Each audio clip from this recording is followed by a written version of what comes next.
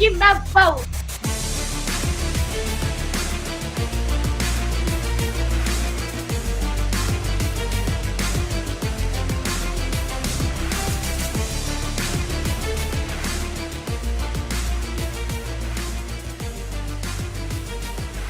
Court is in session with Ryan in Sacktown on If You Don't Like That. Now, Ryan in Sacktown. Oh, must be Rhino.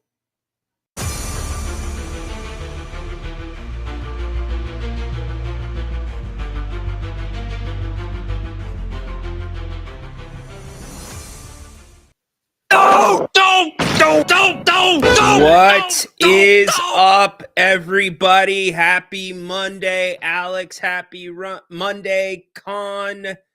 Not going to finish the back end of that, dog. Happy Monday. What's going on? How was the weekend? How you feeling? Kings basketball back tonight. The Celtics, the world champs. I guess that makes the Kings the linear world champs because they beat them earlier this year. Anyways, we'll get into it. Look, I gave you the right off the bat because there's going to be a lot of that today. There's a few things that I know. Happy wife, happy life. That's a pretty easy one, right? Put the Lord first. It's another really easy one. Don't order a steak well done. That's pretty easy too. And you know the last one? Don't mess with Sacramento Kings fans. Don't do it. You know what happens when you tick this fan base off. And I'm telling you, I'm getting the feeling this fan base is like teeter-tottering. Like, are we going to kind of get upset? Are we going to put our foot down?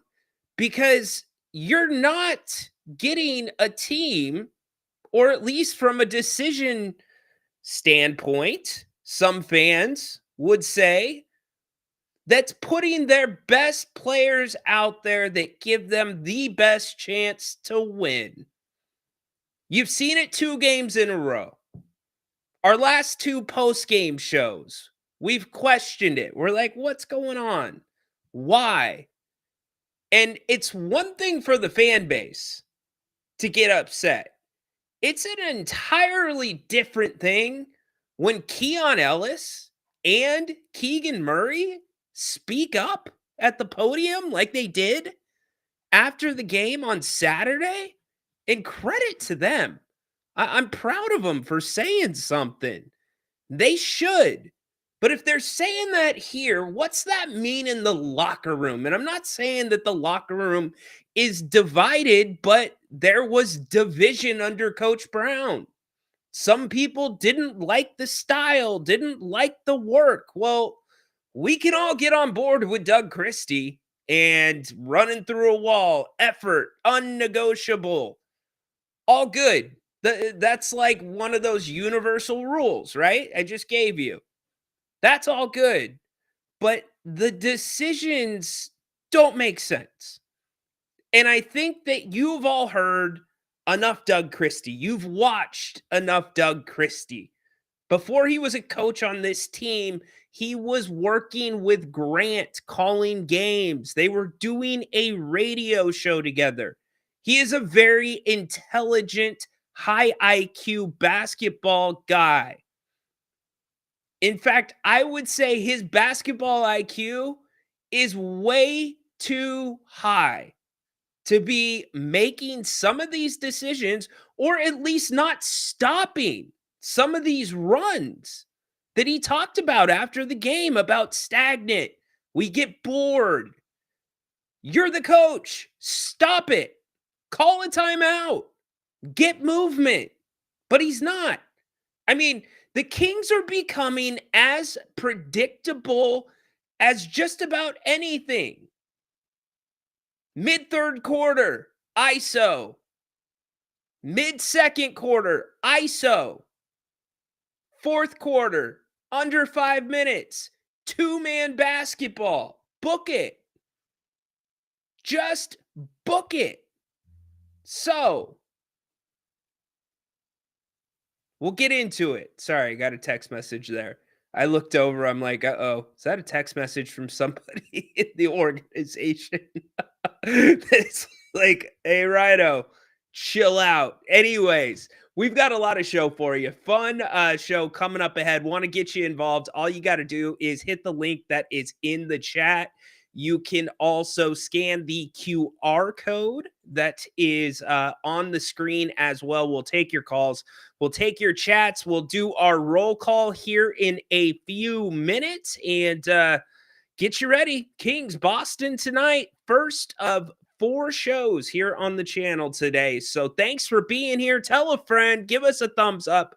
Give us a like. Make the show better. Let's get into it. Or can't even talk. Look at me. Let's get into it. Court is in session on if you don't like that.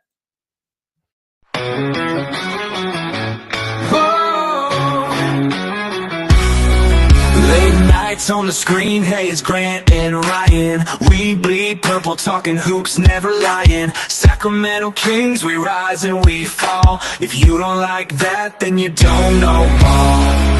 Jerry sitting with the stories of the game, spilling all the truth, driving legends insane. From the Cow Palace days to Arco's roar, this town's heart beats on the hardwood floor. If you don't like that, turn away now.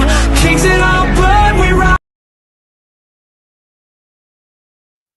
We still ride strong and proud for our Kings. What's up? What's up? Court in session. Ryan in Sacktown with you. I'm a man of my word. So, Adam, you remember our segment on Friday? Remember what I called you? I called you a habitual line crosser, habitual line stepper. I told you you would be getting a new sound drop. It's here. No, he would step across the line. Habitually. He's a habitual line stepper. So there you go, Adam. You are set up, my man. We had some weird calls, by the way, on the post-game show last night, or a couple of nights ago. A little bit different. Somebody tried to get their shot off, and it didn't exactly work. So 3 games in 4 nights. Your Kings are 6. They've lost 6 of 8 here in the latest stretch. Now, coming into this stretch, you wouldn't have been shocked to hear 6 of 8, considering they've now played 4 games on their most difficult and longest homestand of the second half of the season. But here's the problem.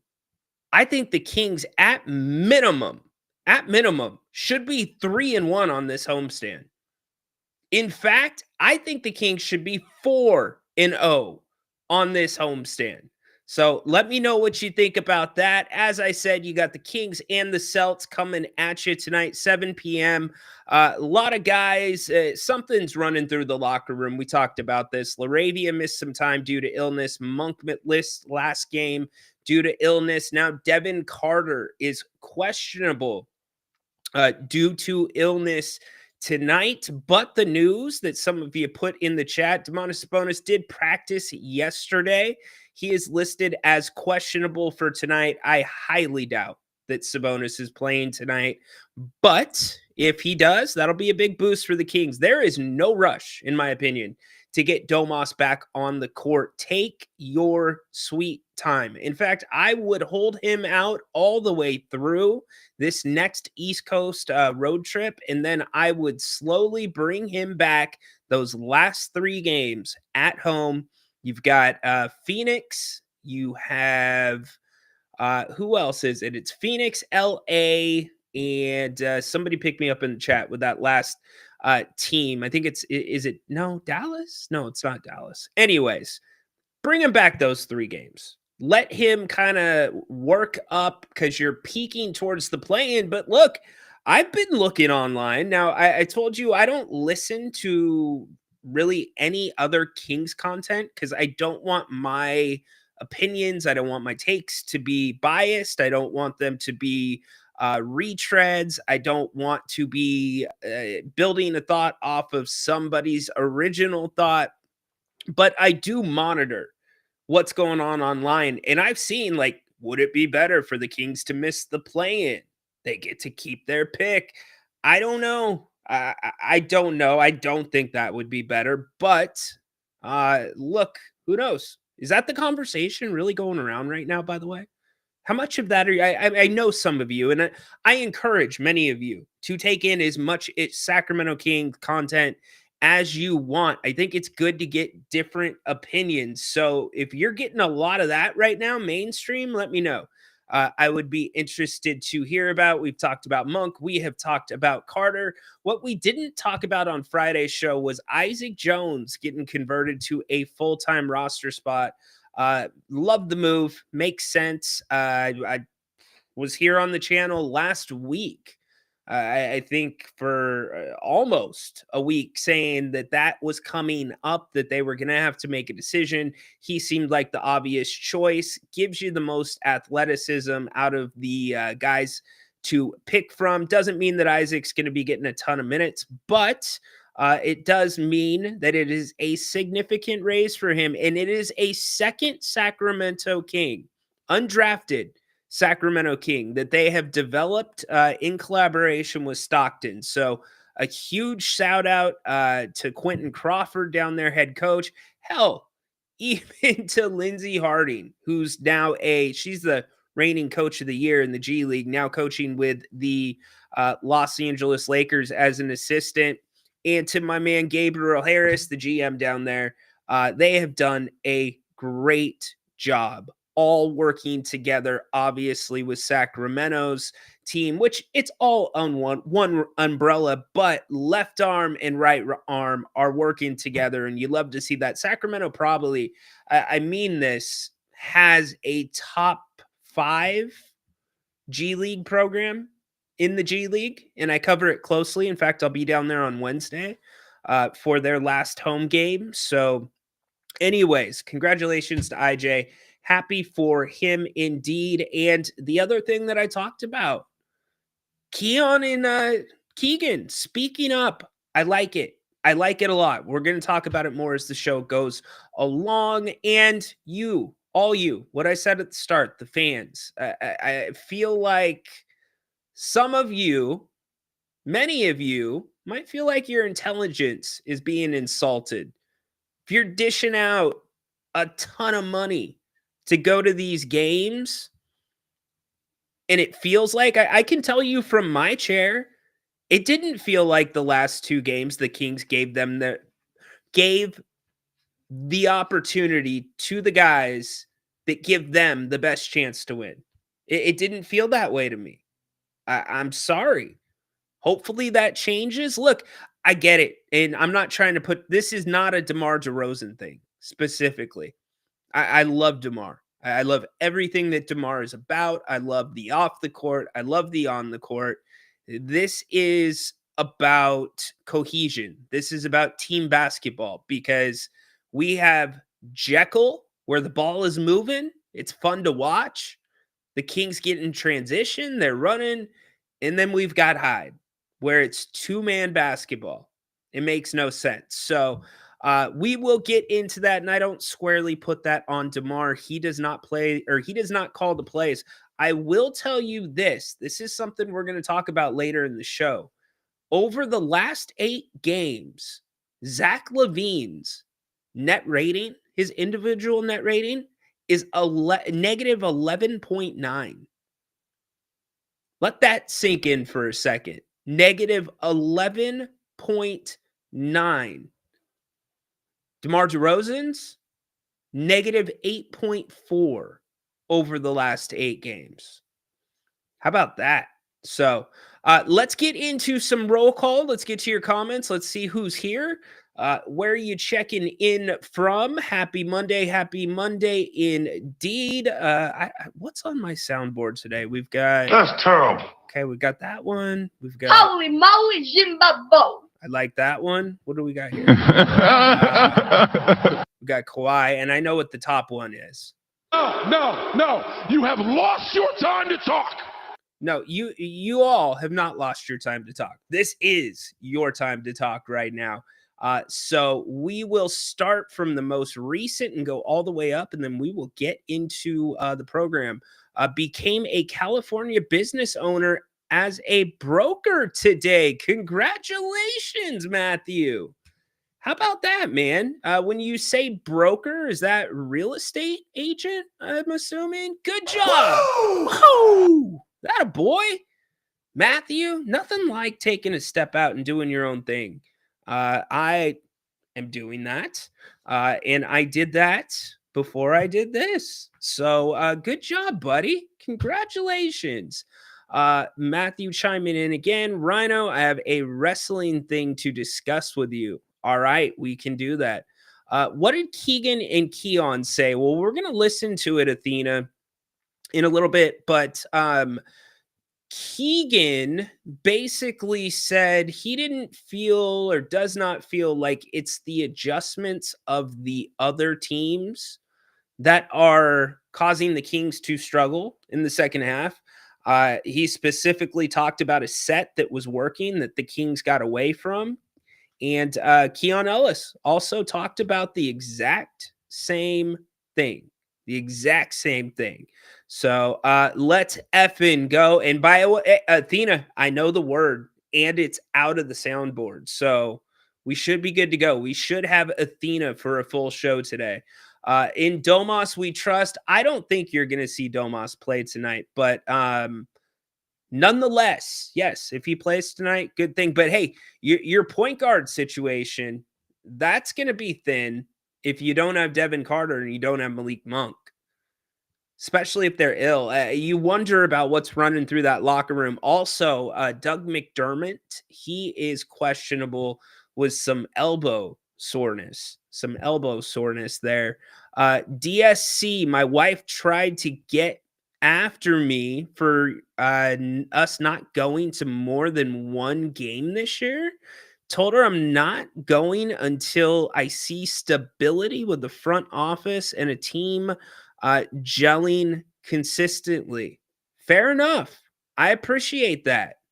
It's expensive to go to a game. Now, what I would tell you, DSC, is get to Stockton, man. Stockton is a fun game to go to. It's a fun environment. They play up tempo. They play fast. If the opponent makes a basket, they're taking it right back up the court. You can get a really good seat for a very fair price. In fact, you could have your feet on the floor for what you would pay for the last section of the lower bowl in Sacramento. And you'll see some names down there that you recognize. Indeed, Matthew, hello.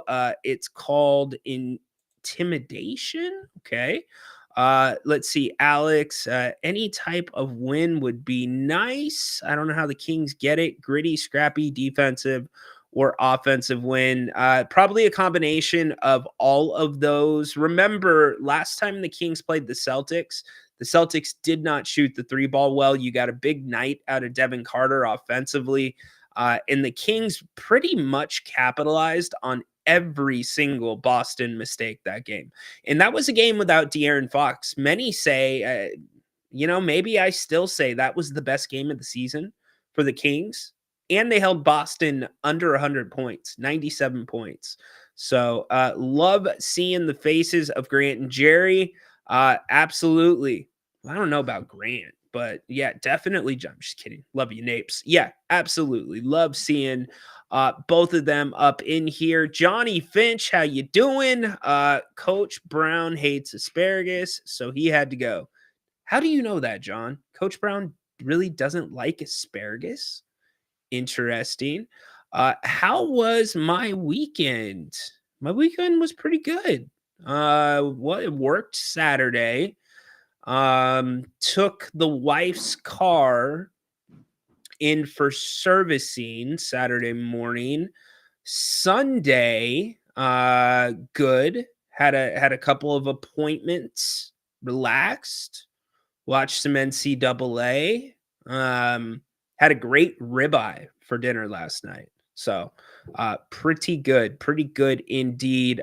Spread for Boston, 3.5 points. Yes, it is. What up, Tristan fam? How those brackets looking?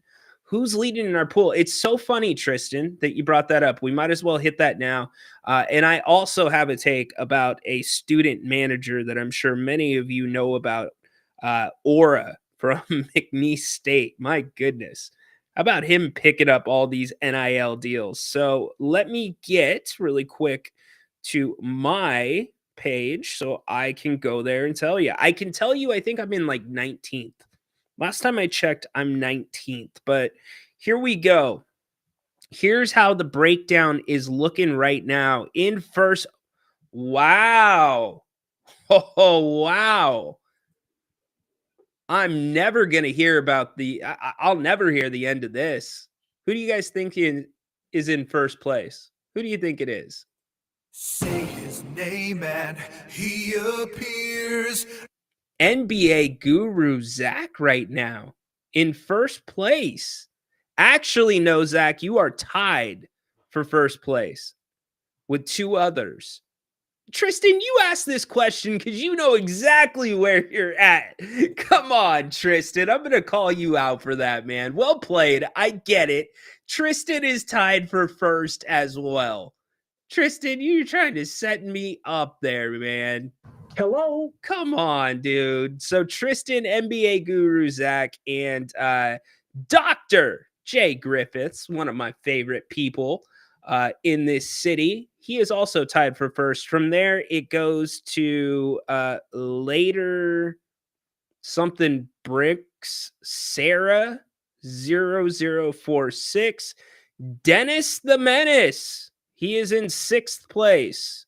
Seventh is ESPN fan. So you didn't change your name. I didn't know how to do that until like a couple days later. So we did. All brackets matter. That means Napes. He's in eighth. How about that? Napes in eighth place. And you know who's behind Napes? Not so fast, midget. Not so fast. Haunted Horse. Yeah, little guy. Haunted Horse. Coach K hates rats. We're doing rat family stuff here. Okay. And then Patrick, he's in 13th. So there we go. We're just going to leave. We've got Rat Smack that's in the bracket. What are we doing? What are we doing? Come on. Tristan, don't lie to me. Tristan, you knew that you were tied for first place. You knew it. That's why you asked. Don't gaslight me, Tristan. Am I crazy to think that our big wins were when DC was hamstrung by injuries, leaving him without DDR or Levine or Monk? Were awful when all three are on the floor together. In my opinion, only one works at a time. Here's the reality of the situation. You're going to have Levine. You're going to have DeRozan in the starting lineup. It's not going to change. I, however, have changed course and agree with a lot of you that say put Monk back on the bench, bring him off as the sixth man. I'm there. I'm good with that. And putting Keon into the starting lineup and letting him run point, because then you have more. Keon's not going to be looking for his shot as much as Monk looks for his shot. I think it balances out a little bit more, but in a perfect world, DSC, you're absolutely right. I would have Levine or DeRozan on the floor at their own times. I would not have them on the floor together. And the constant DeRozan, Levine pick and rolls at the end of the game, the last 3 minutes of the game, it broke my spirit to a degree to watch. It was just predictable. And here's the problem I have, and we're going to talk more about it as we listen to the sound from after the game and also sound from practice yesterday. The problem I have is with a head coach getting up there and saying, we need guys that are going to do the things that are working, that don't stop the ball, that, basically aren't selfish. Well, you're the coach. You've got to stop it. Like, is DC scared to stand up to DeMar DeRozan or Zach LaVine? I don't understand, because I went back and I watched the game. Those were not plays where it's like, that's what the defense is giving you. so we're going to keep going to that well. No, they just kept going to that well. They trusted them down the clutch, and they completely went away from the guys that were helpful, or the guys that at least were mostly responsible for getting them the lead that they had at one point in that game. So anyways, let's listen to the sound really quick from after the game. So let's start there. Keon Ellis and specifically Keegan Murray, they didn't pull any punches. This was Keegan after the game. Hard in a way. It's more like a challenge. So being able to have DC, Doug just trust me, guard 1 through 5 was a big test, and I feel like I'm up for it every night. So, but guarding a guy like Giannis doesn't take just me. It's an entire team effort because you got to build a wall against him. He was obviously he's really talented. With Giannis, what did you see as the difference between his first and second half? I think we let him get comfortable. With any good score, he sees the ball go in a little bit, easy layups, dunks, things like that. I think he was comfortable shooting his mid-range shots. So, like I said before, we had to build a wall against him, and he was able to split that a couple of times, and that's just something that we got to get better at. Keegan, are you noticing teams making significant second half adjustments against you? Against the Bulls, it was less 3-point attempts. Tonight, it was less shot attempts for Keon, who had it going in the first half. Just what are you noticing from first half adjustments or halftime adjustments from opponents? I don't know if it's opponents. I think it's us. We had something clicking in the third quarter, a certain set, which was just a side ball screen and a throwback. And then we got away from that. And I think that's kind of where the game ended right there. So we just have to stay consistent and make the game as simple as possible. Boom. Boom. When was the last time you heard Keegan Murray say something like that? I really don't remember. I'm asking. Do you remember the last time Keegan Murray spoke up to that degree? I don't. Here's Keon Ellis. And now you're getting to show that a little bit more. How comfortable are you with that? And what do you feel like has led to the increased aggression recently? Definitely, I would say I'm comfortable in my role. I mean, I know majority of the time I'm playing off of our stars. So whatever they need me to do, whether it's shoot, drive off the catch, or whatever it is, that's just I know that's what I'm there to do. But a night like tonight, kind of had it going early. So just kind of playing off instincts. So definitely comfortable out there. But I think just taking what the defense gives me, and that just leads to whatever happens for the night. Allow me to translate for you. No, you don't run plays for me, which is fine. I'm not going to complain about it. But if I get it going like I had it going, most guys get more shots. I didn't. Keon Ellis again. Keon, it seems it's become a bit of a theme, but late in these games, offense becoming a little bit stagnant. What do you make of that from your perspective? If that's the case, I think we're just trying to slow it down and just get it to our guys who we know are clutch in those situations. So maybe it's a thing of trying to get it to them too much, too early, maybe. His ohms are the best, by the way, Dennis. The absolute best.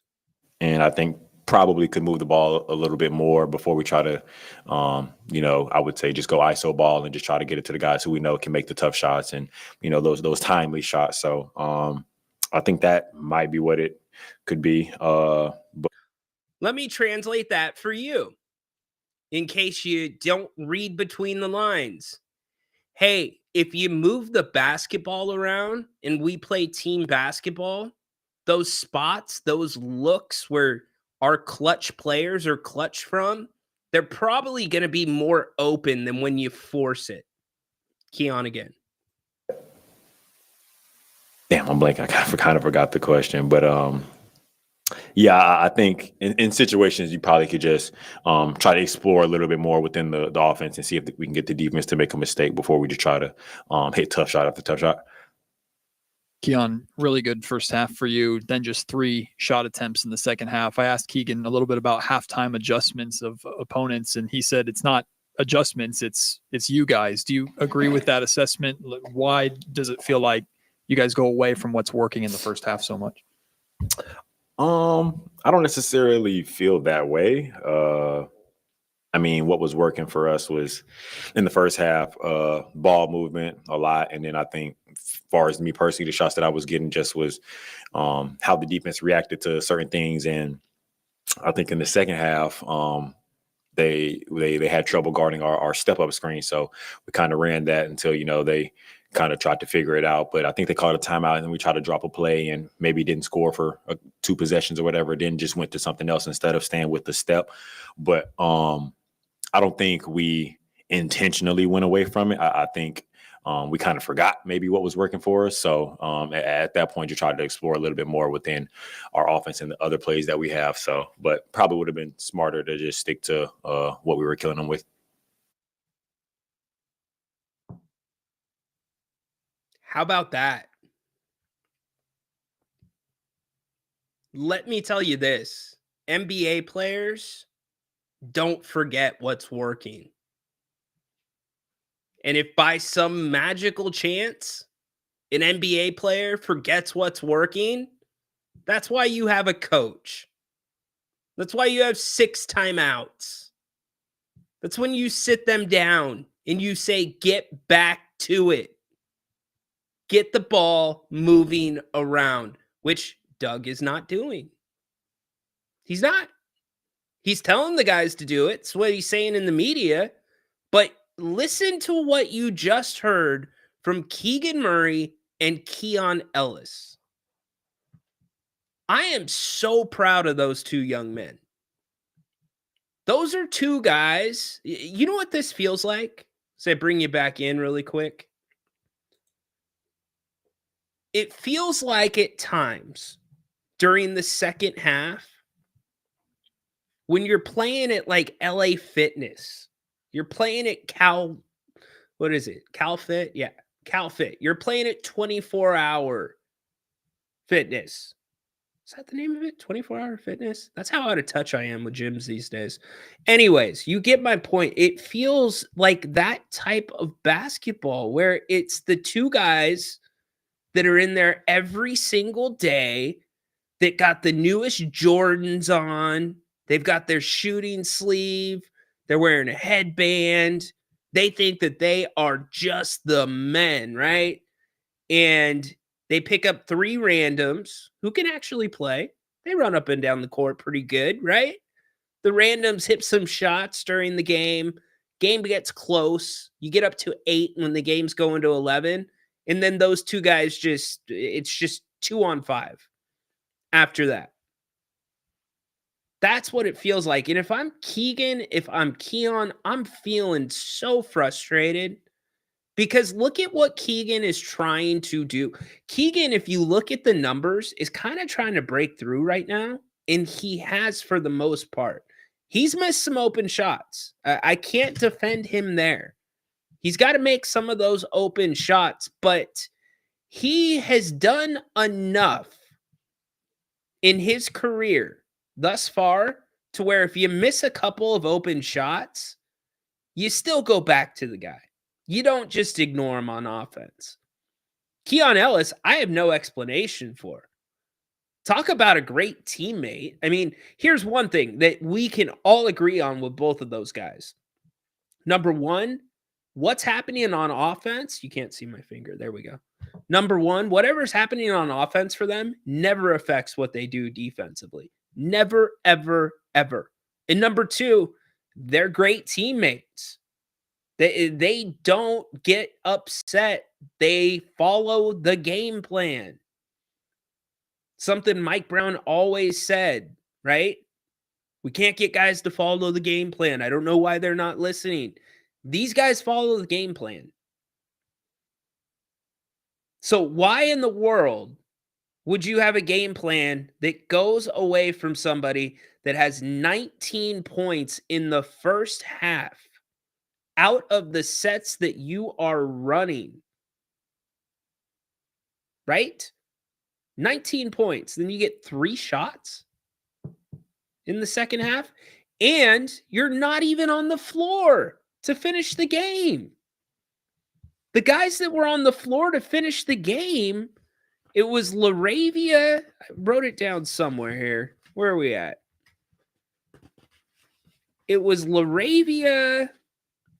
So it was Laravia, Levine, DeRozan, Trey Lyles, and Keegan. Those were the 5 that were on the floor to finish the game. So, flip side of that, Coach Doug Christie, after the game, here's what he had to say. Ball stuck a little bit, and all of a sudden, they started making shots in the fourth. They were 6 for 9 from 3. We were 2 for 7.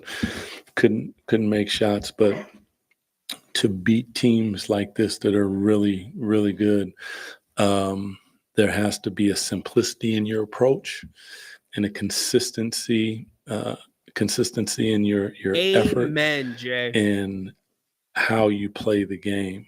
And you don't get bored doing it over and over and over again. And we just let up off the gas. And when you do that against a really good team like that, all of a sudden they go on a run in 37-28 in the third quarter. So, Doug, building off that, Keon had a really, really solid first half, and then I think just 3 shot attempts in the second half. Asked Keegan about the halftime adjustments, and he said it's not the opposing adjustments, it's more of us. Do you see the same thing, just like what you talked about? Yeah, it really is. Like I constantly, like, you give teams credit, obviously, that they make adjustments and they come out and they do certain things, but our ability to be consistent in our approach when we find something that is working or knowing coverages and different things, we just gotta continue to do it. And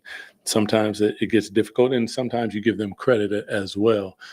Tonight, I think it was a little bit of both. I mean, Giannis is an incredible player, so he's going to get calls, he's going to get downhill, he's going to do all of those things. But we had the game and had the ability to close it, and we have to do that. Doug, you've talked a little bit about kind of the stagnant nature of the offense at times during ends of games and how it's coming from a good place and things like that. I think the players have kind of echoed the same sentiments. You obviously have the personnel to play that type of style at the end of games, but is that what you're wanting to see late, or why do you think that it's getting stagnant if that's not what you're wanting? I think many times, sometimes the defense blows the play up, and as the shot clock is going down, then you take your time. I think that we have to explore early in the shot clock. And sometimes we're not playing as fast as we need to. And then that allows them to press up. All of a sudden it gets later in the shot clock. And now you become that without even knowing why it happened. We found a rhythm with a step up and collapse the defense, kick it out. We were getting whatever we wanted. And then we had a couple of possessions where, for whatever reason, I have to go back and look at it, and whether they pressed up, whatever the case was, all of a sudden we found ourselves in the ability to, you got to either go hard to collapse the defense and spray the ball. And when that happens, you just got to be ready to shoot it. And I will say, like, tonight we got some pretty good looks, and we just didn't knock them down at the same time. So it's easy to look at, stagnant, but I mean, we were 9 for 38 and 2 for 7 to close. So we make some of those that we normally do make. And, it's a different ball game. So it's not all of what you're saying, because I'll put that ball in those guys' hands and trust them any night of the week, because most times they come through. Tonight, you missed some shots. That's it. I would be more about making sure that we're locked in on defense, coming up with those extra balls, the one that bounced around and they hit the 3. Like, those are the things that we want to do, those extra effort plays.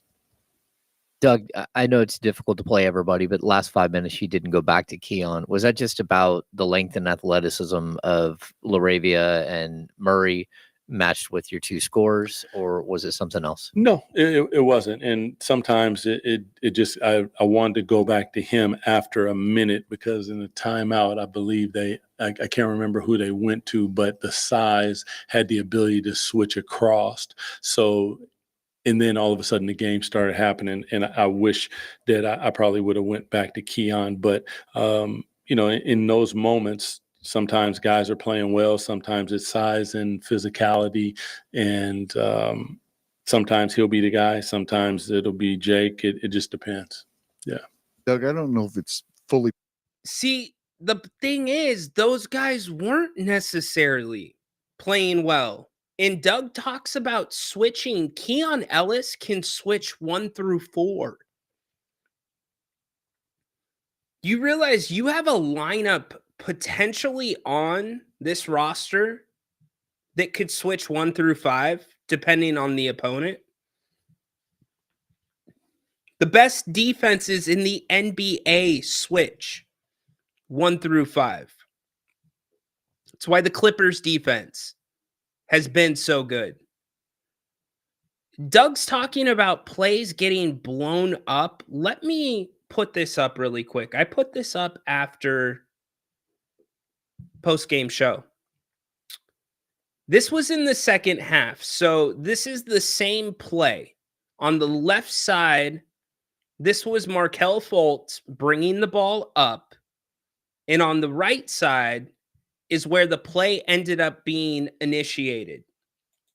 The Kings in the first half were initiating these pick and rolls in these areas of the floor, right where you want to be initiating them. Okay? But for some reason, Doug brought in Markelle, and I understand you got to get some minutes and give guys breaks here and there. Fultz has not played well whatsoever. What happened in this play, Markelle Fultz enters the ball right here to Zach LaVine. This is like one of those no man land areas where you usually trap. So what then needs to happen? Come back to the right side. JV has to come all the way up here to set this screen. What is Zach LaVine going to do from there? Look at all the space. Not only do you have the defender right here, but you have the best defender on the court, the baseline. Right there. Zach has no place to go.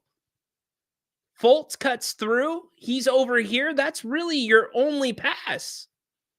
Where are you going to get a cut? Down here, you had Jake LaRavia. That's going to be an impossible pass. So it's the things like that. And let me tell you, it was not the Bucks that blew that up. It was just bad basketball. So, as I bring you back in and I remind you, it's the balancing test. Can Doug Christie find the balance between the ISO, between the team ball, between the defense? Gonna find out tonight. Boston shoots about as many threes as any team in the NBA, and I give the Kings a ton of credit in the first half. They ran in Milwaukee. They like to shoot a lot of threes. I believe they were third in the NBA. They ran Milwaukee off the three-point line in the first half. They only had 10 attempts from beyond, 10 attempts in that quarter. They only had 15 three-point attempts in the first half. What did they end with?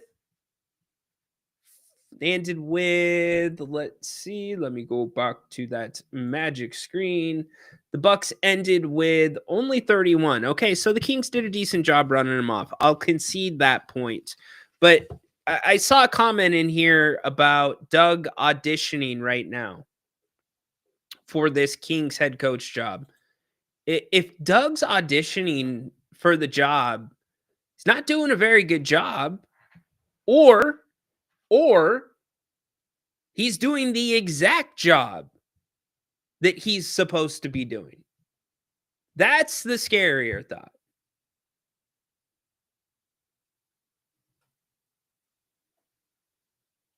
What if Doug is doing what they want him to do with some of this?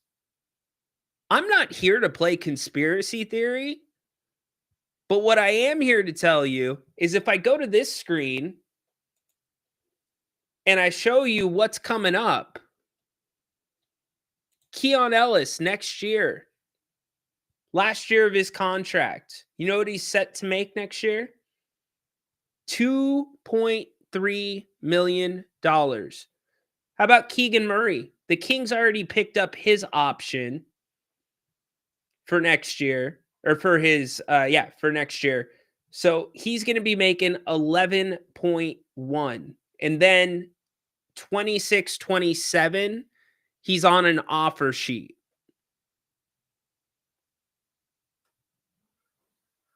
Which means the Kings could match any offer that another team would make. Similar to when the Kings made the offer to Zach LaVine and the Bulls ended up matching the offer. So it's just very, very bizarre when you take all of these things into account. You take into account the fact that Doug was 4th on the bench and got the interim coaching role.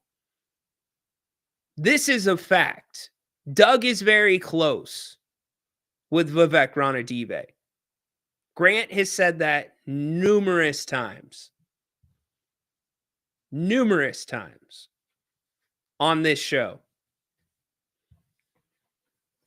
So I'm as confused as anybody. I don't know what Kings team is going to show up. I don't know what Doug is going to have these guys do.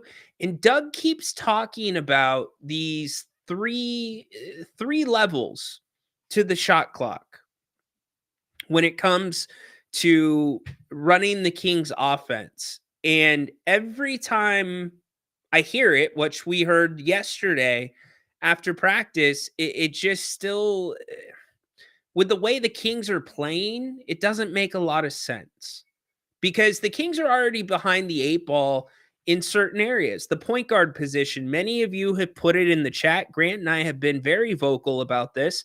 The Kings do not have a true point guard. They don't have that guy that can stir the drink, that can move the ball around, that can put pressure on the defense and kind of break up some of that congestion, some of the bad spacing. It's not there. Now, Devin Carter is trying to be that guy. Cool. I appreciate it. Ball handling, not necessarily his strength. In fact, Devin Carter is in the exact position that he was drafted to be in. It's the same type of guard that Monty McNair has drafted since being here. Davion Mitchell, not a point guard, not a shooting guard. Same thing now with Devin Carter. Not one or the other. Keon Ellis, they weren't really sure what he was going to turn into. But here's what I know. I've now seen enough watching Keon Ellis, because, by the way, Keon Ellis was handling the majority of the ball handling responsibilities in that first half. And he was getting the ball to the places where the Kings want the basketball, where they want to start their offense. And then all of a sudden, that completely stopped in the second half. So, while in a perfect world, I send Zach LaVine to the bench and he is my 6th man, and I've got Malik Monk and Keon Ellis as my starting backcourt, and I've got Tamar at the 3, that's a perfect world. It's not happening. The next best thing, in my opinion, for this team to do is to start Keon Ellis, bring Malik Monk off the bench as the 6th man, and then you're going to have a LaVine and DeRozan backcourt. It's just, that seems to be the most realistic adjustment that you can make. And you can count on it. Nobody is going to be happy about going to the bench. Malik's not going to like that. DeRozan certainly would not like that. And LaVine is the one that you have to worry about the most. Him and Billy Donovan went through a stretch where they were not even talking. You are locked in to Zach LaVine for a lot of money. So there's a lot of pressure, and Grant brought this up on the post-game show, and I thought it was a really interesting point because it was something that I had never considered. It's making sure that the Kings don't look bad with that trade. Making sure that Zach is outperforming what he was doing in Chicago. the optics, I guess, can play into this. And so I rely on Grant when it comes to that. So there's probably a little bit of that too. So the Kings did practice yesterday. Doug Christie was the only one that spoke to the media. Here is what Doug had to say, and we'll talk some more about the 3 levels of the shot clock. Bad thing, but sometimes ISO plays can work well. What's the balance there? Like when to go to it, when not to go to it? I would say more than anything, like divide. I've told you guys, divide the shot clock up into 3 8-minute slices, and 8-second slices. And the first one is transition, just trying to create something. And then once you don't have that, then balance the floor, get into something. And whether that's 3-and-1 spacing or whatever it is, part of it is like we're isoing down in the corners where if we want, we need to be a little bit more up the floor, in the middle of the floor, so everything's in front of us, so all the passes are in front of us. Because when you get in the corners, you have the baseline and the sideline that are 2 defenders, plus if you got 10 sets of eyes.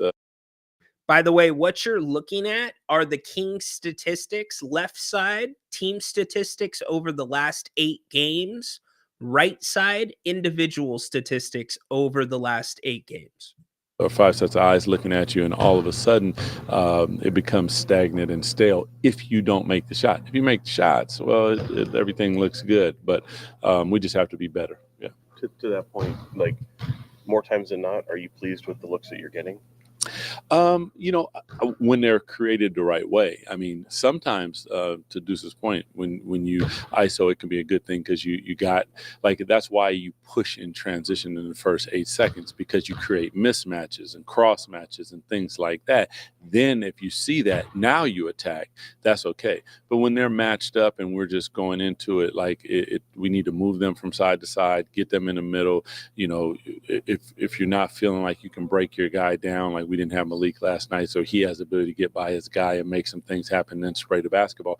Now you use a pick and roll. Hold on, wait for it, let the pick come, slow down, put them in jail, now roll. Now you got a 2-on-1. They have to make decisions, and you put them in rotation. At the beginning of the third, we did that with one of our plays, and we did it multiple times, and then all of a sudden we just got bored doing it.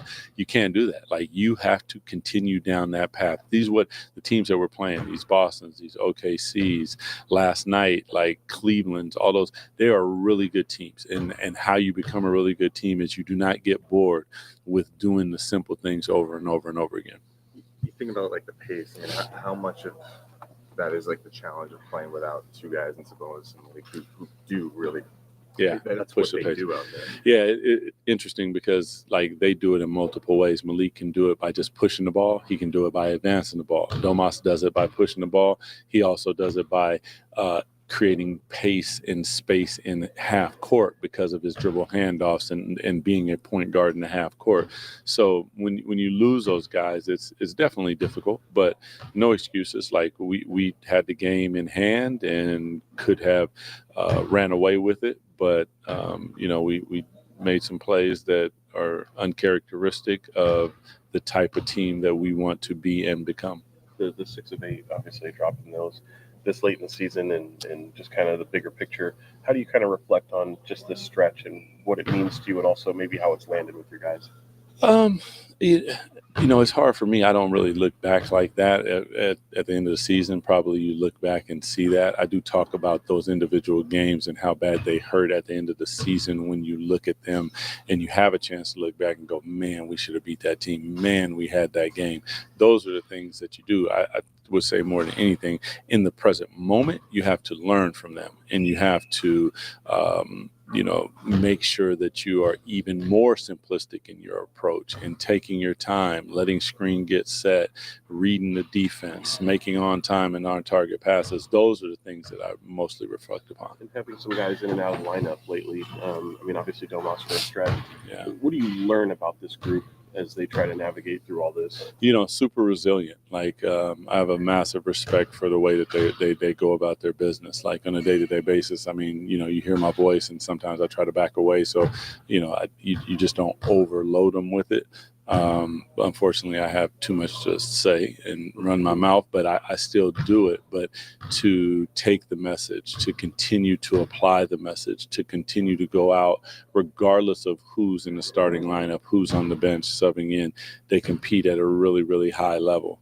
And, like I told them today, it's just the ability to do that. It has to be 90% plus. It can't be 80% of the game. It's just, that's not enough to beat these type of teams. They're too good. They understand who they are. Championship level teams just do not succumb to that type of game plan. Yeah, I didn't get a chance to ask you yesterday, but just this franchise has had a couple since the inception of the two-way contracts. Has had a couple really nice. I'm going to cut it off there. They talk about the success between Stockton and Sacramento and IJ. We cover that a ton here on the channel already. So that's what Doug had to say after practice. I will say this. Normally, with Doug Christie, yesterday would not have been an on-court practice. It was. So I do like the fact that they got out and got some run, got some shots up, because practice time at this point in the season is nearly non-existent. By the way, I'm calling all of you out right now. Get up in here, call the show. Somebody call the show. Get it started. You're going to let me, I'll do all the heavy lifting. I'm good. I've got hours of content, but get in here. Love to hear what you're thinking. Brock Purdy. Yeah. Keon is the Brock Purdy. Well, look, if I'm Keon Ellis, I'm taking my talent somewhere else. Because I can think of 29 other NBA teams that would want Keon Ellis. Now, I don't know what Keon's number is. I'm not trying to make him out to be the next all-star, because he's not. But he is a glue guy. He is an important dude to any team in the NBA. Progressive brings this point up all the time, just like Progressive brought up the big man talk all the time. And it's a good point. And Progressive, what I would point out to you about this, with the three-point shooting, it has everything to do with the passing, in my opinion. Sure, there's 20% of the time where the Kings are missing wide open threes. That has happened many times. We've seen Keegan do it.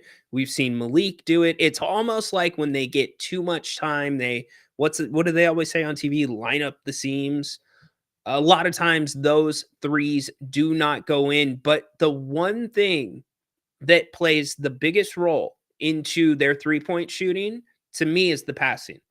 When the passing is crisp and the guys are in the spots where they are expected to be, and the ball gets to them, and it gets to them right there in what we call the shooting pocket, where they don't have to take a sidestep, they don't have to take a dribble to readjust, they literally just go up and shoot. It's money. That's how Trey Lyles got his threes in the first quarter last game. All three perfect passes. The Kings knew where he was going to be, or the ball handler knew where Trey was going to be, and they got it right to him. Now, Malik was on fire too. Don't get me wrong. That was nice. You knew that was going to slow down at some point. But what I did not expect to slow down was the way the Kings were playing on defense. And that's what happened in the third quarter. In the third quarter, the Kings began retreating on defense. In the first half, they were coming up and pushing Milwaukee back. And then all of a sudden, it was a retreat. They were letting Giannis, they were letting the other guys come to them. And how about Trent Jr.? Why do you not put Keon back on him? He's killing you in the fourth quarter. He absolutely slaughtered the Kings while Keon's sitting right there. If Keon can effectively guard Steph Curry, what do you think he's going to do to Trent Jr.? I think he's going to do all right. But back to my point, the points in the paint up until the third quarter were even.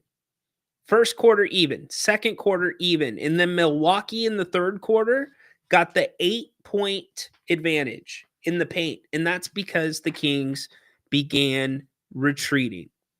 So the Kings got a lot of work to do tonight. If you're just joining us, Domantas Sabonis questionable for tonight's game.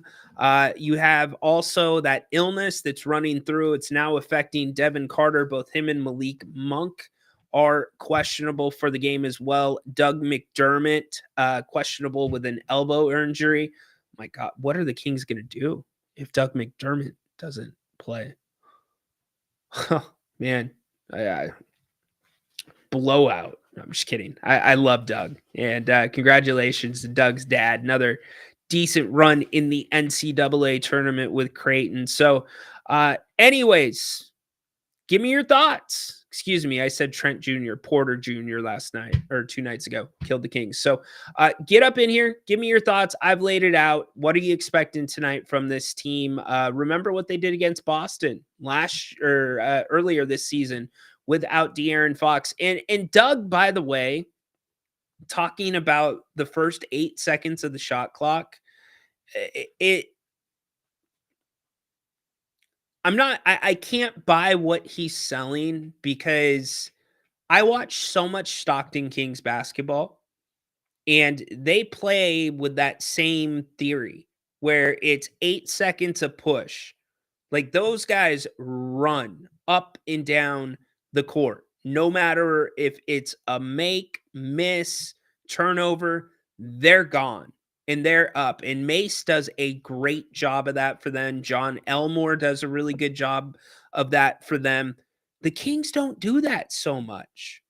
I mean, we see it in spots, but they're not doing that. So to me, this first 8-second thing about pushing it up, seeing what you can find, it's not there. I hope I'm wrong and we see it tonight, but it's not there. The pace is not there. And if you want that type of pace to be there, that means you need to go with a little bit more of a bigger or an extended lineup. Doug played 9 guys in the first half last game. And I would even venture to say you could go 10 if you want to do that. It's fresh legs. It's getting guys in there where you have a constant pace. You are doing a lot of the same things. And there is a place for the slowdown. There is a place for the isolation. I'm not going to knock DeMar because I thought a lot of DeMar's looks up until the third quarter were really good looks. But then just that, first off, how effective is a Zach LaVine screen, really? How effective is that? It's not to me. In fact, it's almost more troublesome for the Kings because then you're bringing more defenders into a closed area around him and DeMar, where usually if you're trying to get DeMar into it, you want DeMar to be isolated on one side and you've got 4 on the other. But that free throw line stuff they were doing at the end of the game, just very, very odd. No adjustments from it. Just they kept pounding at it. And by the way, here's the other thing that I want to say about Zach LaVine. If we're talking about this hustle and this non-negotiable stuff, there was a play where they said he blew his tire. His shoe came off. Well, his shoe came off after the fact. He was being lazy and lollygagging out to the pass. Go to my X account. I put it up. He's just kind of jogging out and just putting his arm out. And then as soon as that ball tips off his fingers, that's when he goes to try to make a move for it, and the shoe comes off. And then also driving to the rim with Zach. Last time I checked, guy's a home or a slam dunk champion. Why are we going for so many layups? Throw it down. As my guy Bill Walton would say, throw it down, big man. So anyways, a lot to talk about with your Kings, losers of 6 of their last 8. Boston rolling into town tonight, 52-19 on the season, 28-7 on the road. They are a very good road team, favored by 4.5 points. The Kings only 18-17 at home and back to 500 at 35-35. So what do you want to talk about? Call the show. Love to hear from you. Let's get back to your chats really quick. Donald, just want the Kings to be competitive. At least the Celts are going to be looking for revenge. Yes, they will. Ime Udoka is going to have those boys ready to play. There's no doubt about that. Let's see. Excuse me, Joe Mazzulla. Why did I say Emu Hitoku? Anybody that's played basketball at any level knows if you have a ball hog or somebody doing ISO ball all the time, you can't get into any type of rhythm on the court for shooting. Rock, that's the thing. That's why they started saying it on the telecast, which blew my mind. But I've been saying since summer, the basketball has energy. It makes a difference when, even if you're not shooting, if the ball's touching your hands, you're part of the offense, you're moving, you're swinging around, you're cutting. More importantly, it puts pressure on the defense because you're not predictable. Makes the defense have to think twice when you go to make a cut or you go to set a screen, 'cause maybe you're going to slip the screen. And it really is. I don't want to call DeMar DeRozan a ball hog because I don't think he is. But the two-man game between him and Levine to close games out, it's bizarre. It's very, very bizarre. Let's go to the phones. I ask, you deliver. I love it. Thank you very much for that. My man Mike is on hold. Let's get to the screen and we will get to Mike. Mike, thanks for calling the show today. Rhino, what's up, man? Good. What are you doing, brother? Good. I would just like to talk a little bit about the Bucks loss. Yeah. I felt there was a key play that just in the second half to start the second half that triggered the Giannis and the Bucks run. It was JV on the perimeter. He throws a behind the back pass like he's Magic Johnson. It was so slow. It's like, what the heck? And then that got Giannis with the dunk, snarling like he's Chris Webber. And then just the 3 points that they were shooting on us with Brooks. What's his name? Lopez. And, the block for a 3, which is a great play at the end there by Keegan, who blocked Giannis, super power block, and then ricochet right to a Bucks player for 3. And I thought that was just bad luck for the Kings, Sure. Do you think that was a play that sparked the run, behind the back? Absolutely. When you're a team like Milwaukee, you've been down big. And Milwaukee coming into this game had not been playing great. They were 5-5 coming into it. The Kings had an opportunity to really kind of come out of that third quarter and cement what they did in the first half, because you could get Milwaukee to fold up their tent. They were missing guys. They didn't have Dame. And I think that 100% plays like that can change the momentum of a game. As soon as a team gets a chance, a team that's as good as Milwaukee, a championship team, you let them believe for a second that, all right, we can pull this off. You're in trouble. And I think that play was definitely a part of that. So it's a good call by you. Yeah, that loss just makes the Boston game. And I think out of the next 2 games, we have a back-to-back, right? So I think this is the only chance that the Kings have to win. I just think OKC's that good. They're like, anybody can beat anybody, but I don't like the Kings' chances against the Thunder. They seem like they're on a mission for the championship. I would agree with you. And 3 games in 4 nights, we saw what that does to the Kings. We saw what that does to other teams.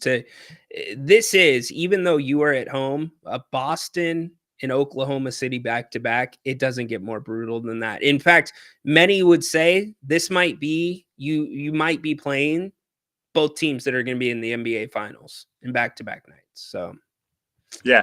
One more thing with the Suns and the Kings with the gap.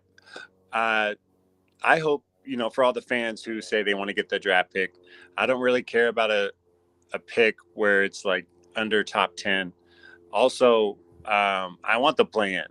That's something that the Kings could hang their hat on with all the De'Aaron Fox madness, new coach, putting DeRozan and Levine together, thinking big names are going to win. I would like, and like in my mind, I played this out. It comes down to the very last game. Kings, Suns. Winner is going to decide whether maybe it's 10-9, and then that's like a playoff atmosphere for the play-in. Maybe that could be like a mini momentum. Like, not only do you get to play in if you make it? Because who knows? But if that last game really meant something with the Kings and Suns final game of the year at the G1, I think that would be awesome. Well, and what if that's a game that could be replayed in the play-in as well? That's another interesting approach to it if both teams are going to be part of that. So, yeah, for sure. I think so you've got Denver, you've got the Clippers, and then you have Phoenix to close out the season at home. It'll be interesting to see how the teams are playing their guys at that point and what matters. But you bring up a great point. All right. Well, thanks for taking my call. Great show, Rhino. Of course, Mike. Thanks for calling, dude. Appreciate you. Call again. You got it. I love you guys. See you. All right. Thanks, Mike. Good stuff from Mike. Let's go. Let's go. These NBA teams are not trading gold for aluminum. What? Gold for aluminum. I missed that one. In Domas we trust. What happened, Dennis? Is he playing? Did it get announced that he's playing? Let's see. Dennis sent me something. Yep, he's going to play tonight. There you go. Breaking news. Domas will play tonight, according to Underdog on X and Dennis. Interesting. I don't know how I feel about that. You guys think it's too soon? I mean, I'm not a doctor. I just don't. Okay. Let me ask you this. Because it is a back-to-back. Wouldn't it have made more sense to bring him back against OKC? Huh. All right. Give me your thoughts. I see it both ways. It's always best to have your best players. This Kings team is destined for the play-in, and I don't know how much Domas playing tonight moves the needle in terms of the Kings' chances. We will find out. You are right. The personnel is what you have to work with. The draft is not going to save you. The free agency market can work for you, not necessarily. The league is so competitive now that it's going to be hard to move up. Here's what is going to be different. And here's what I think is going to be the biggest wild card. The draft is going to be way more important than it's been in past years, or at least since the new CBA went into effect. The draft is where teams have to improve. I would say the draft is going to become more like the NFL draft in a sense, where you need to get impact players right away because you get them for that set 3-4 years on a set pay scale. And on the flip side of that, free agency, I think the numbers are coming down a little bit. And if the numbers aren't coming down, the contract lengths are coming down, with the few exceptions of your Supermax guys, your SGAs. I mean, heck, you like that, Athena? I said, heck, the Dallas Mavericks didn't want to give Luka a Supermax. How do you think that's going to make some other guys that are kind of right there in that gray area feel when they look in the mirror and say, I wonder if I'm going to get the super if Luka didn't? I mean, that Luka trade really shook up a lot of people. But back to the more important part, the trade deadline. I think we are going to see more and more big blockbuster trades at the trade deadlines because teams don't have the time anymore to wait it out with guys with big contracts. The CBA is so punishing that if it is not working and you have one of those guys that's making 45 plus, then you're going to look to move on to another guy that's making 45 plus to shake things up. And I truly believe that was just the shift of, or the tip of the iceberg. And it's really not until the next trade deadline that I think we can even begin to discuss the Fox trade and who won that trade and who came out on top with that one. So we will see. Dude, Dennis is like kind of like a mini Woj. The guy just is always on his phone. Always on his phone and looking at this stuff. Playoffs are the goal. So, Mike brought up a very interesting point, and it's something that Grant and I disagree on. Mike's like, considering everything we've been through, the big trade, the firing, tons of injuries, making the play-in, that's kind of a goal. Because there was a large segment of the base, even me to a degree, when Mike Brown got fired, it's like, there goes the season. You guys remember Matt George's opening to his show? Welcome back to basketball, the word that Athena does not like, Sacramento. So they have battled back. They have battled through, but they also have been beneficiaries of a terrible bottom part of the Western Conference. I mean, Phoenix paying over $160 million in luxury tax, and you're on the outside looking in for all intents and purposes right now. That's insane. By the way, Anthony Davis might be on his way back tonight. He was listed as questionable, I think, on their injury report. Keep an eye on what that does for Dallas. But yeah, the goal, the target moves. But at the end of the day, at the start of the season, this was like, you got to win a playoff series this year. You've got to take a step this year. And if anything, this year has really gone more to show that 22-23 may have been an outlier. We may have overvalued this team and how good they were. The NBA, the Western Conference, maybe was just not that good. And I think what makes me the most sick to my stomach over that is because it was a down year with injuries, because it was just the Kings were so healthy. That helped out a lot. That was the year, man. If Monty would have gone and gotten Ruri Hachimura, he would have made just a couple of small moves that wouldn't have cost the team very much and wouldn't have disrupted the core. Who knows if you get past the Warriors? Like, literally, who knows? The Lakers made it to the conference finals, and they were the team that made those two moves. Didn't cost them much. Dallas last year, a couple of small moves, cost them a first-round pick. Finals. So anyways, no point on dwelling in the past. Kings Celts tonight. Don't forget, we've got full coverage. If you want the breakdown of the Kings and Celts, you want to get into the numbers, come back later for the pregame show. 6:15 tonight. We will get you all set for the game. We'll get your predictions on the final scores. By the way, Grant, Jerry, and I, we are on a 3-game losing streak. We collectively are 0 for 9 with our predictions at halftime in the last 3 games. We look to clean it up with you tonight. Jerry joins us to talk about the first half and give us some keys to the second half, and then the post-game show.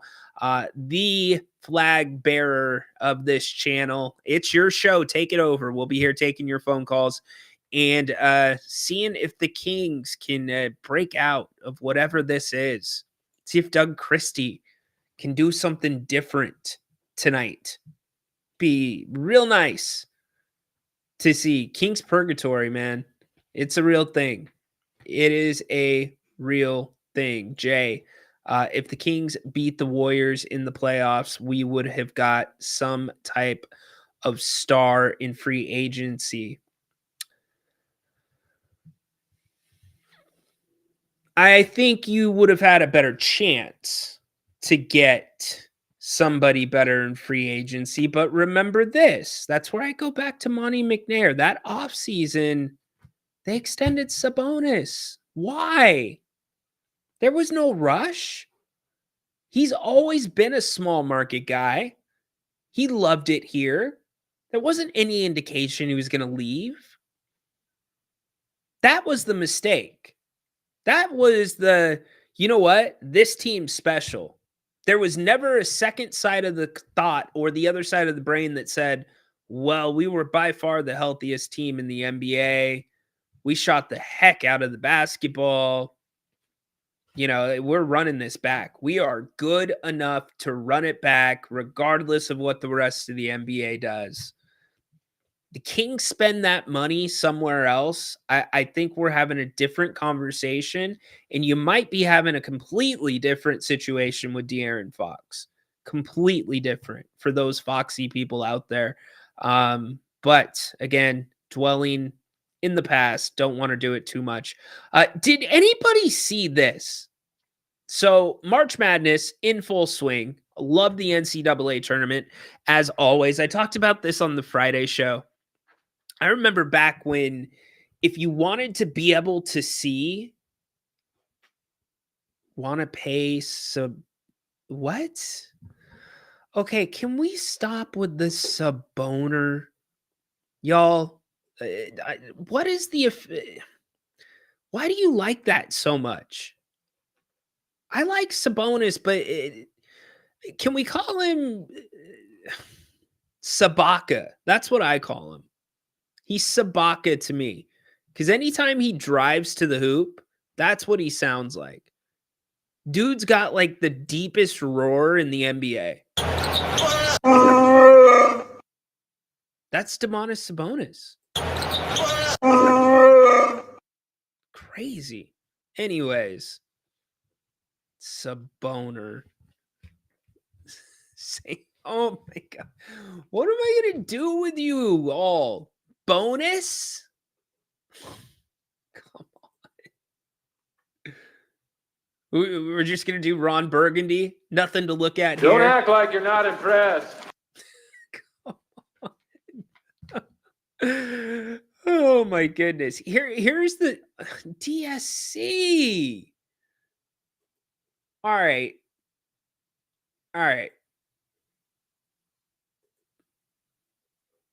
This is escalating,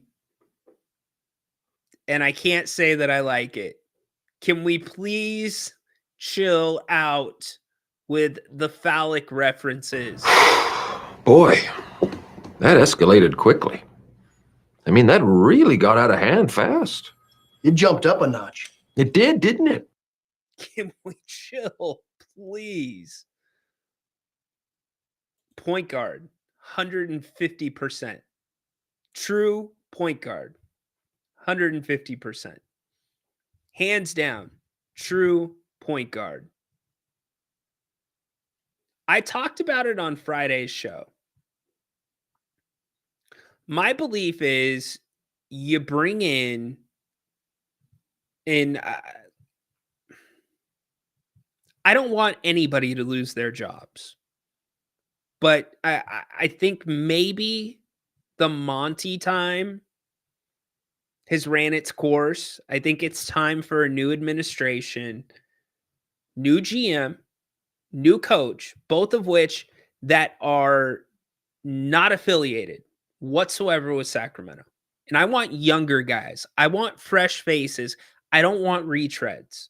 Now, the same problem that you have with attracting free agents is going to be the same problem that you're going to have attracting those guys because of this owner and because of the stink that's on this franchise.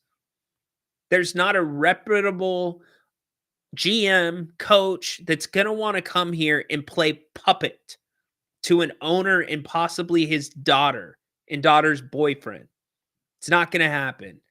But you need a fresh set of eyes that forgets about the Sacramento past. You got to stop doing the Sacramento past stuff. You got to look at this differently. You got to start a new Sacramento era, a new style, a new way of thinking, just like that era started back in the day. It happened organically with a draft pick in Jason Williams. No, see, I don't want retreads. If you are going to keep Doug Christie, and I said this, I would be okay keeping Doug Christie with this one caveat, that you've got like a Jeff Van Gundy sitting next to him, just like they did in LA. And Ty Lue didn't need Jeff Van Gundy to sit next to him, but Doug needs some type of big name like that next to him if he's going to still be the coach. Anyways, go back and watch Friday's show. I talked about what I would do with the roster. I see, that's the name that everybody's saying. I don't know. And we know Vivek loves him. So we're going to wrap up the show here. March Madness. Always a fun time of year. Something unexpected happened this March Madness, which is kind of cool and kind of crazy. And I got some love for it. So my perspective coming from San Diego State and being with that program during my time in college, I have some special insight into it. And team managers, they don't get a lot of love. And team managers are doing all of the same things that the players are doing, if not more, because you are doing things for the coach. You're cutting up the film. You are at every single practice. You're setting up practices. You're running the clock in the locker room when film session. You are literally the one that has the clicker in your hand. And let me tell you, there was one time that I had to do that and I had the clicker in my hand. And when you've got a head coach that wants a play rewound to an exact spot, that clicker ain't so easy to operate. It is terrifying. In fact, I'll give you a story. My first day, it was one of my first weeks after practice or after open tryouts or walk-ons tryouts. And I'm at practice, right? Dressed, ready to go, standing on the sideline. They're doing 5-on-5s. Not thinking that I'm going to get any looks. They finish the 5-on-5. And they go into some scout team for the next game. So they're showing the looks that Colorado State was going to show. And so Coach Fisher looks over. And by the way, I was spinning a basketball on my finger. There was a very hard rule at San Diego State during practice. When practice is going on, a basketball, other than the one that's being used on the floor, better not hit the floor. If a basketball hit the floor, you were going to get in trouble. Anyways, Coach looks over and he goes, "Jared!" And so I'm standing around looking, right? Because there was also a Jared that was at open tryouts. And he's like, "Jared!" Just kind of looking around. And Coach starts, and when Coach Fisher, when he got into a pace walk, like one of those Olympic speed walkers, he would get going. And he goes, "Jared!" And I'm just sitting there spinning the basketball on my finger, like, who the hell is Coach Fisher talking about?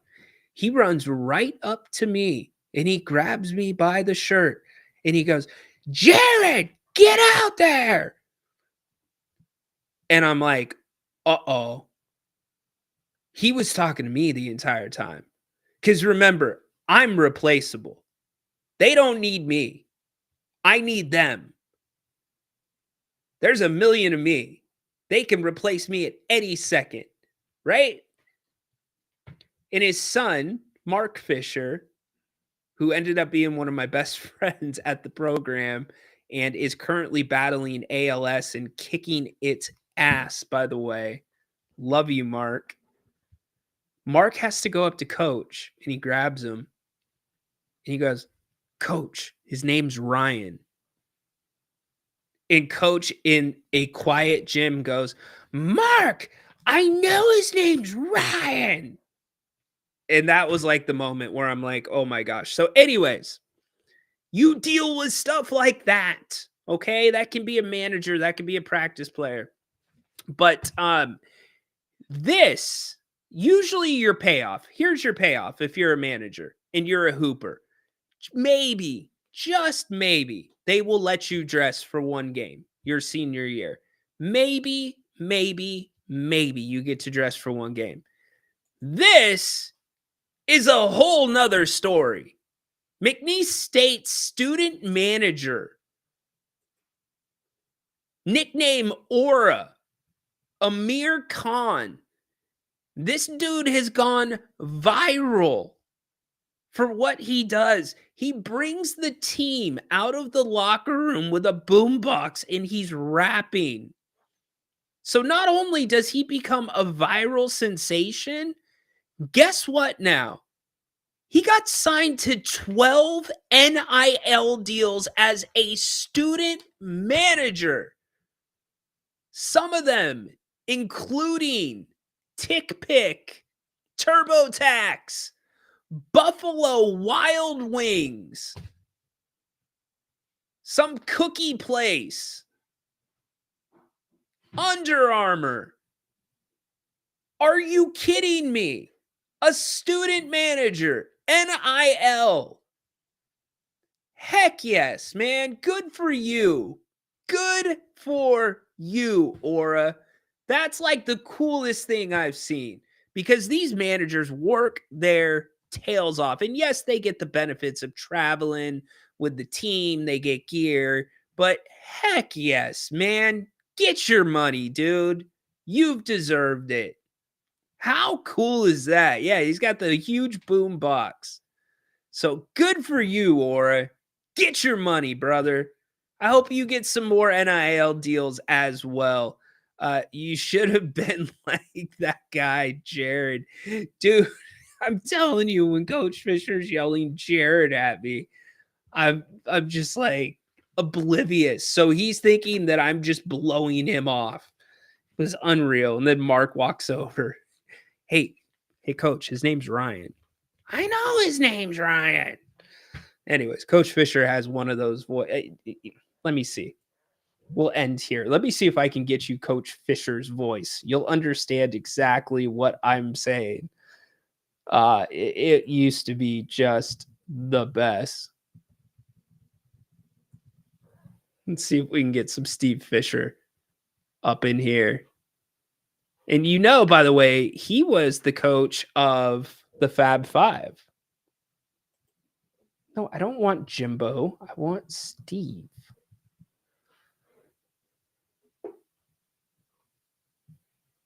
Here we go. I'm proud of every step along the way in my journey, but I'm an Aztec. A 50-year coaching career ended this week on the San Diego State. 1999, won just 5 games in his first year before reaching the Sweet 16 of the NCAA tournament in both 2011 and 2014. Oh, whoa. A long early season win streak That's earned weird. the team a top 5 national ranking back in 2014. That was to a weird. group Fisher calls the greatest student cheering section in That college was basketball. wild. I was actually on camera. Shows the student section at San Diego So yeah, State. that is A feeling of Jared! confidence that You hear the twang? right decision had been made, Right. and a feeling of sadness that I wasn't going to be there on the sideline to coach them. Fisher's coach. Couldn't be a sweeter guy. I love Steve Fisher. By the way, he used to be an assistant coach for the Sacramento Kings. Don't forget about that. So, all right, we are back tonight. Oh, you're going to go with Pitino smack? Rick Pitino, great coach, but minimal results in the NBA. Steve Kerr, ultimate results, but questionable coach. Yeah, Rick Pitino, very minimal results in Italian restaurants as well. Okay, now I'm done. No. You have lost your time to talk. Hey, thanks for joining us today. It's been a fun show. Don't forget, Sabonis back tonight for your Kings. And we are back as well. 6:15 pregame show. Come join us. be getting into the X's and the O's of tonight. Will the Kings win this one? 4.5-point underdogs as we sit.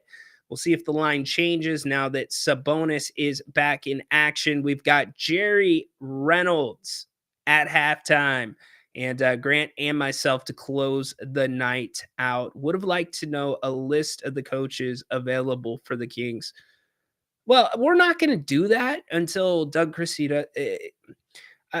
It's wrong to start looking at coaching candidates when somebody still has a job. Same thing when it comes to Monty McNair in the front office. So, but trust me, with the Kings Court, with this channel, we will have nothing but time this offseason to talk about all those things when and if any changes are made. So, hey, I appreciate all of you so much. You know that.